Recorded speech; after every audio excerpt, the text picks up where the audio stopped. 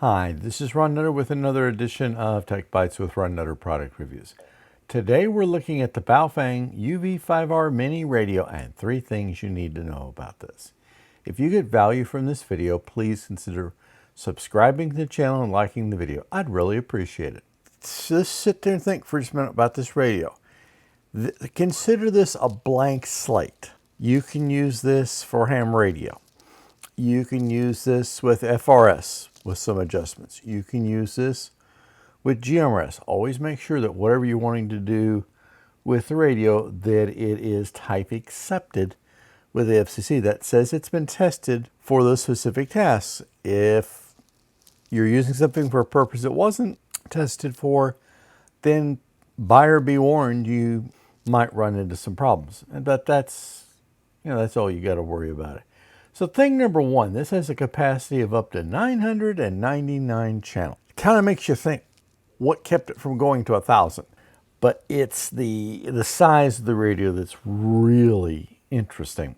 And like I said, think this radio is a blank slate. It may come pre-programmed with channels. Typically, the ones I've seen are FRS, GMRS, in those frequencies. That will at least get you started. Thing number 2, you have options for how you program it. You can program it via Android or iOS via an app that you can download. Now, if you're a real masochist, you can program it from the keyboard. Be prepared to lose your religion. I haven't programmed one from the keyboard in years. There's a good reason. Earlier radios, yeah, very easy to do. Now there's so much features and stuff. The warranty on the radio will probably expire by the time you probably get that through. Just kidding.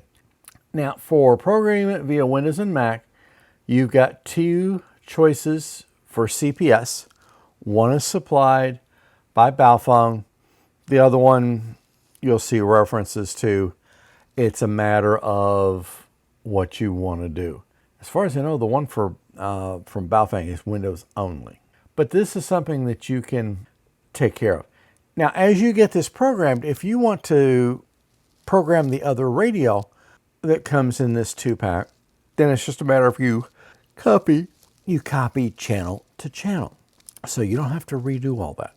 I'm not sure if there's a complete radio copy config. That normally would be handled by the CPS or the programming software provided by Baofeng. So there's several ways to do it.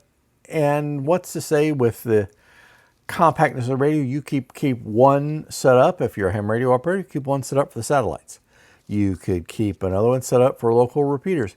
You can flip them back and forth or have one set up for FRS. There's any number of combinations in addition to just loading a new config on from the CPS. Thing number 3, the battery is chargeable via a USB-C cable. Now this is becoming more and more common on some of the radios.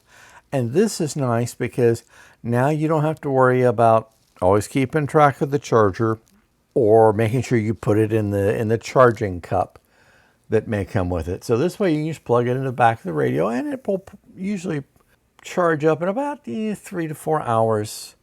Maybe a little more, just depends on how depleted it is. And trust me, having had to deal with just custom charging cables from other radio vendors, this is nice that you can take something you've got around the house and then you'll be ready to go.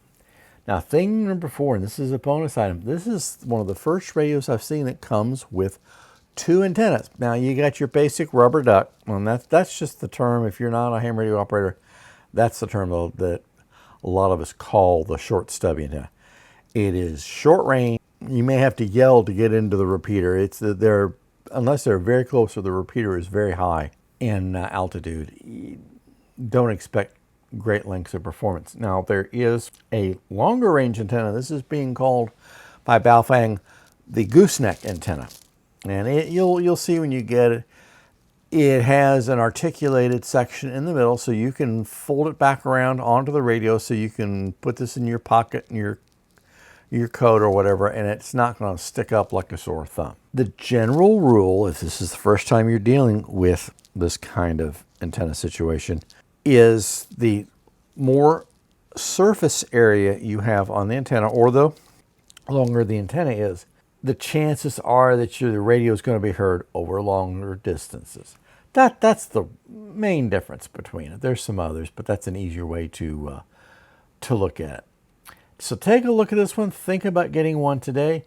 If you get value from this video, please consider subscribing to the channel and liking the video. I'd really appreciate it. Thanks for watching, and we'll see you in the next video.